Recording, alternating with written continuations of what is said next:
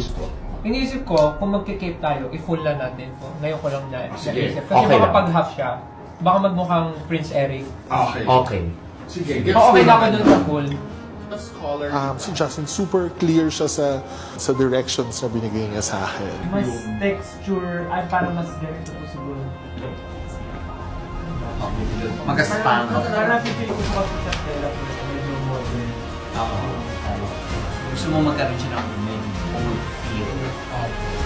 Yung mga na-challenge ako nung kay Pablo. Pinakamatapang na... Ganun. Pwede rin mo. Oo. Kasi yung character ko, Wolf King. Pero... Wolf. Oo nga pala. Para siyang Wolf King. He needed to look like a warrior. Pero habang bumababa siya, itong buong laylayan, bronze na siya. Oo, para doon din yung makommunicate din yung decay.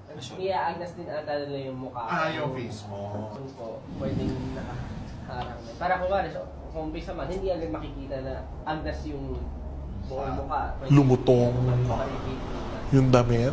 Yung kay Ken. Kasi parang it was inspired by a crow. So siya mismo yung nag-sketch nun. And from his sketch, dinevelop namin nila Eric, nila Francis. We were very specific about the kind of leather we use.